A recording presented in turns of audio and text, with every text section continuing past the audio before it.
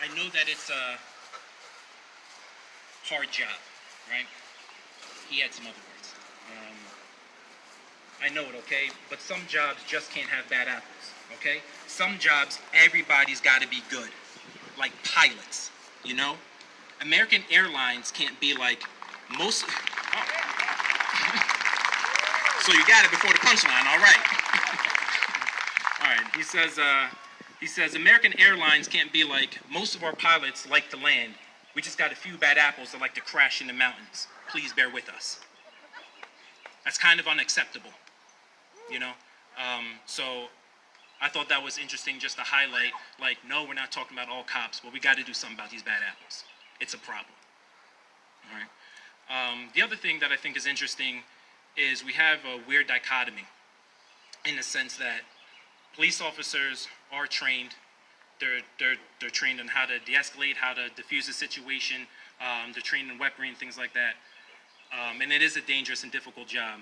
But then we give them this pass when it's like, oh man, you know, I thought he was reaching for something. He was reaching for his wallet, and you know, and they're allowed to panic.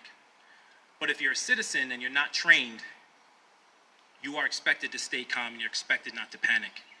And I think that's an unfair burden. All right.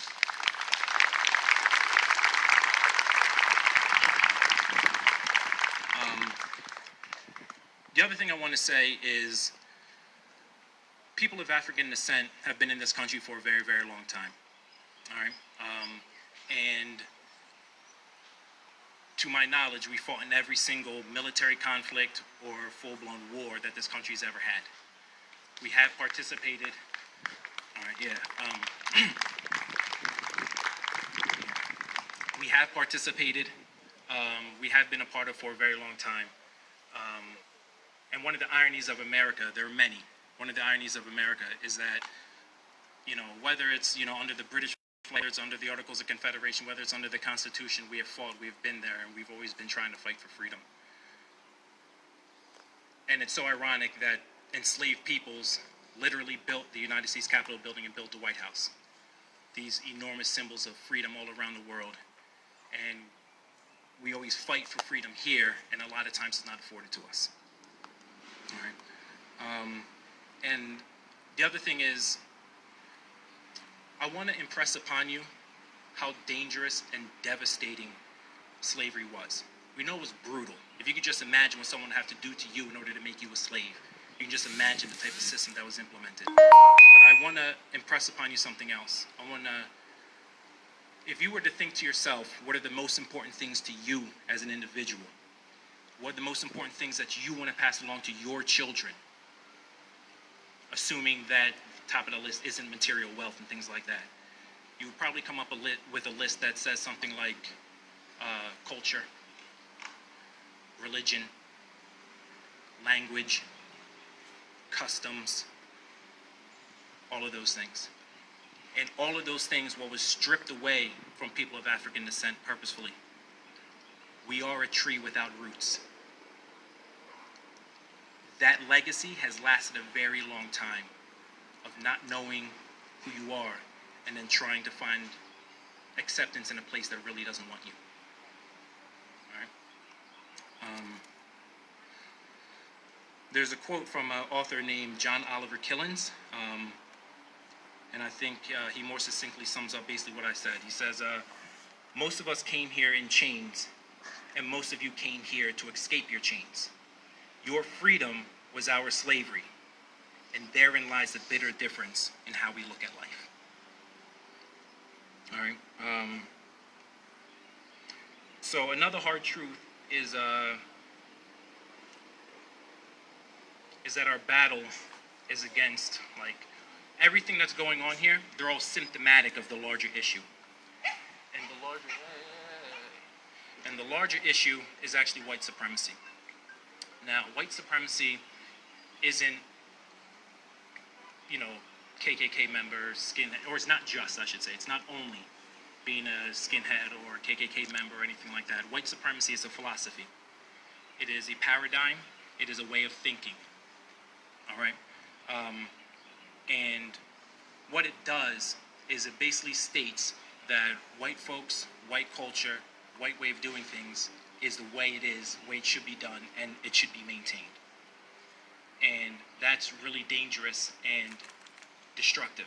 And symptomatic of that, you'll always get things like gerrymandering, you'll get things like segregation, you'll get things like Jim Crow, you'll get things like police brutality, so on and so forth.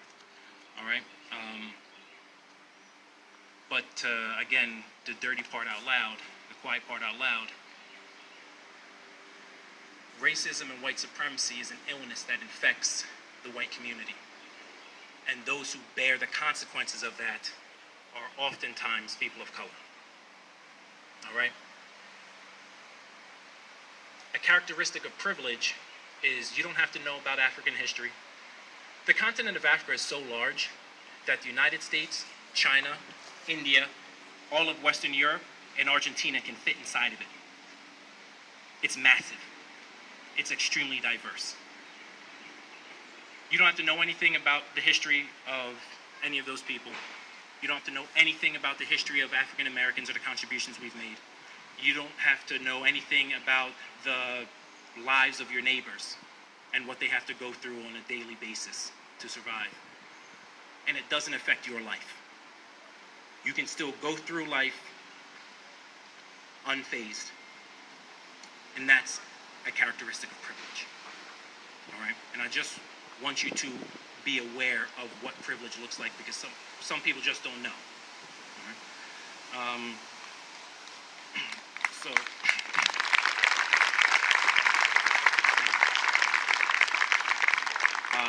So basically what I'm asking is, I'm asking for a soul search. I'm so happy you're here, but I'm asking you to soul search because there's something going on. And the fact that you're here lets me know that you're ready to make change. All change comes with friction, so you're going to be uncomfortable. All right? So soul search and find out what's going on. Why are you uncomfortable?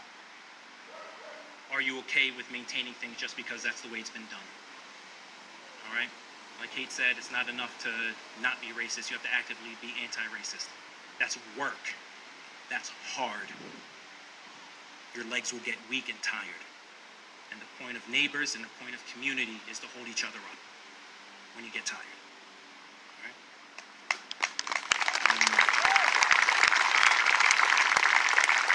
So I'm almost done, I promise. All right. All right. So my other ask is about value. Do you value, that's a spoiler. Do you value Black lives, right? I'm not interested in tolerance, to tell you the truth. I think it's kind of condescending. It's the lowest hanging of the fruit. I'll take acceptance. But what I'm really looking for is you to put in the work to value someone else that you may not understand, may not relate to. You may not think you have many things in common, but does that person's life still have value? That's what Black Lives Matters means. Do Black lives have value? Are we worth something? Or can we just be discarded? All right.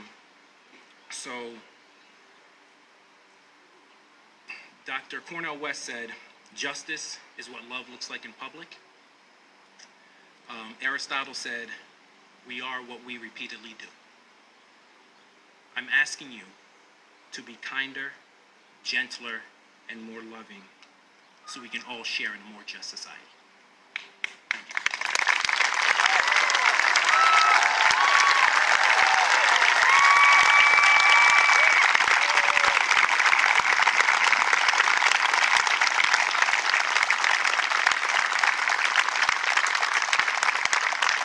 I completely pronounced Dan's last name wrong, and I'm really sorry. Up next, we have Pastor Wagner from St. Peter's Lutheran Church.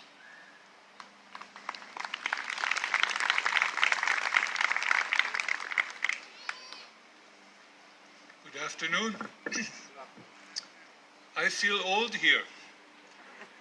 I'm the only one not reading from my iPhone. I want to say a big thank you to Dan for opening up your perspective for all of us here gathered. And I'd like to say a big thank you to Caitlin and Steve for taking the initiative as local residents. And Jenna and Amy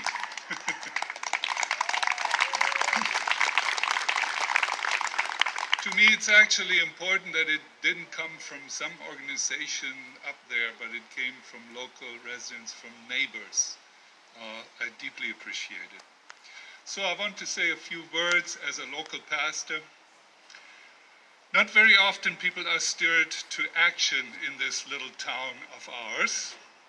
Most of us love North Wales so much precisely because it's a quiet and neighborly place. Sleepy and a little bit quaint, right? It's a place where you can know your neighbor and live in peace, where you can walk your dog and where you can breathe. But there are times when we are stirred into action, when we are called upon by a higher power to uphold core values which have been violated again and again and again. There are times when birthright American principles, and I know that sounds funny from a person with a German accent, need reinforcement. Not from law enforcement, but from the most powerful constituency in any democracy, we the people. We the people need to show that we believe in basic human rights and equality. We the citizens need to demonstrate that we are better than our record of 250 long years, as we have fallen woefully short of realizing that idea that all people are indeed created equal.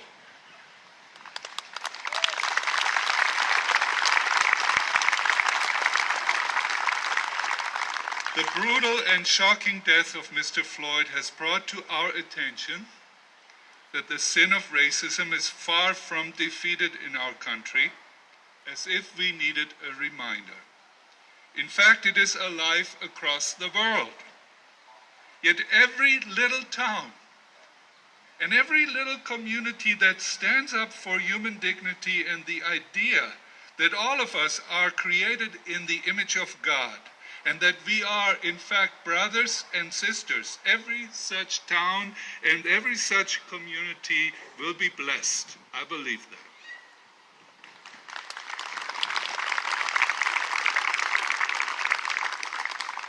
Most of you will agree with me that we have been divided far too much in this country.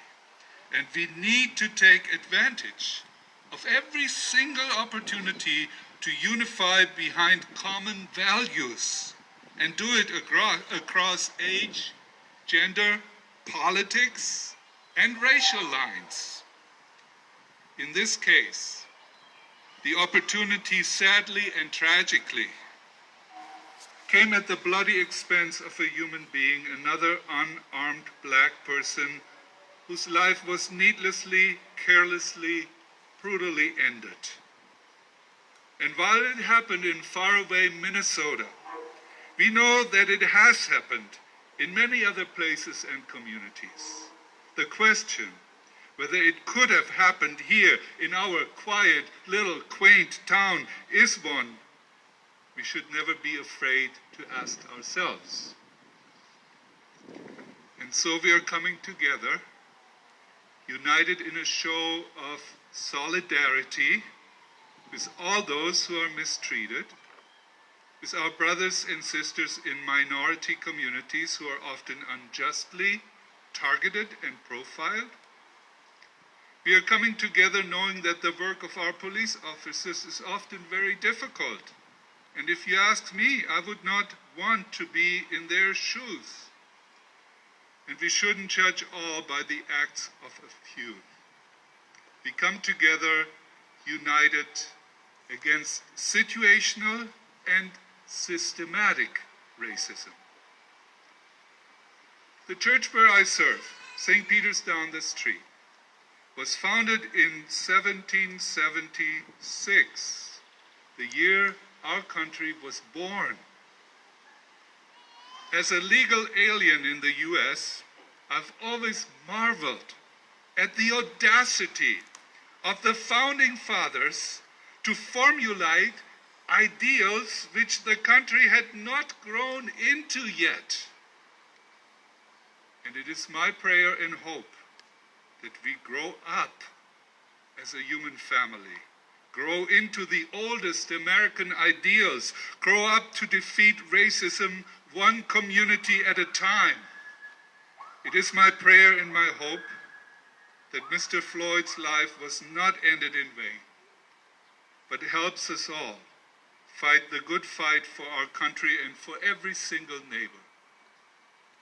And now, let us please take more than a moment. Let us exercise our silent outrage over this murder for the entire 8 minutes and 46 seconds that Mr. George Floyd suffered. And for this moment of respectful silence, I ask you to kneel if you can.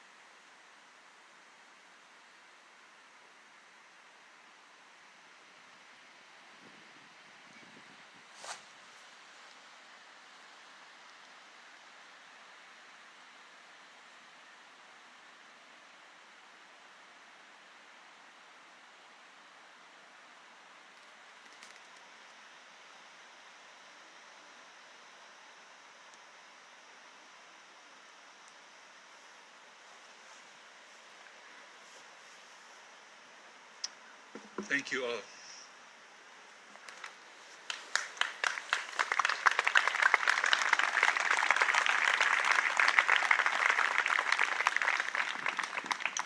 Thank you, Pastor Wagner, and thanks to all of you for that.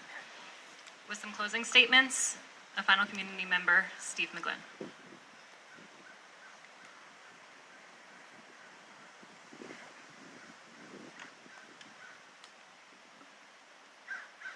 Thank you, Kate. To start, I wanted to share a post from our North Wales-Borough Facebook page. Some of you may have seen Amy's post asking if there's any Black-owned businesses in the area. And the first comment, in all caps, was why.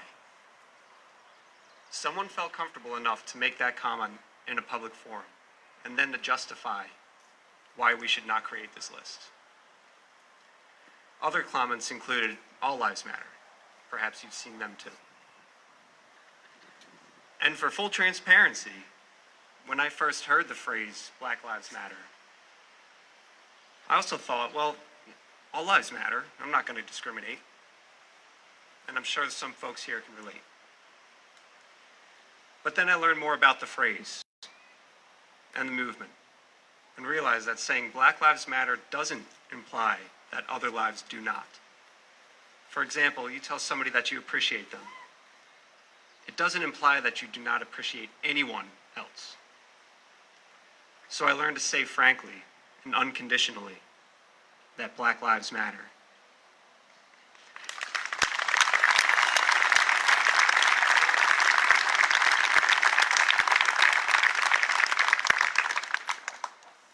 But going forward, and after we leave here today, what does this mean? How do we put the rubber to the road? Seems like such an insurmountable task to overcome racial inequality. But there are some things that we can do. We should seek to educate ourselves on the viewpoints of those who are different from us. Not to prove our point, but to listen, gain empathy, and learn.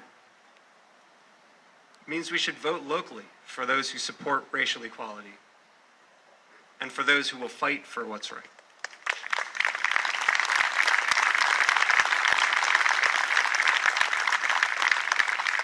It means we should examine our own biases. It means we should speak up when we hear a family member, friend, or neighbor make a racist comment or joke. It means we need to have difficult conversations about power and privilege. And it means we need to stop ignoring the little things and start doing the very small things. Small, steady acts over a long period of time will chip away and begin to isolate those who refuse to believe that racism is real or that ignoring the problem is an acceptable stance to take. It's not always going to be easy. In fact, it's going to be uncomfortable. But if we want to live in a community that is truly inclusive and supportive of all, we have to take a stand on whatever platform we've been blessed with. Firstborn in the family, board member of an organization or nonprofit, or even just the loudest friend, we've all got one. We have nothing to lose by taking these small steps. We only have something to gain. So let us take these actions today to create a better world for our children. So remember that Facebook comment I mentioned? After a lengthy thread of comments, the individual who asked why said something along the lines of, I guess there really isn't any harm in having that list. And that was a small, steady change.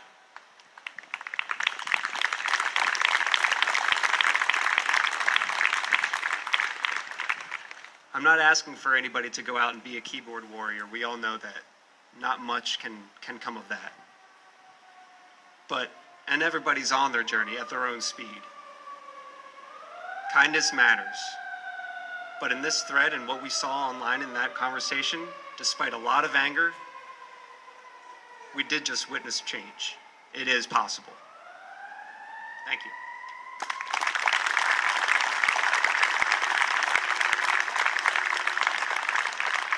Thanks, Steve. I want to thank all of you for coming today. It shows that you are truly dedicated to making a change. But as Daniel wisely said, this is just one event. For those who are unaware, Lansdale will also be holding a peaceful protest at 1 p.m. today. It's 12:46, just enough time to get over there. If you're unsure of what you can do next, that might be an easy option to choose. Okay. I would like to say a special thank you to our sign language interpreter.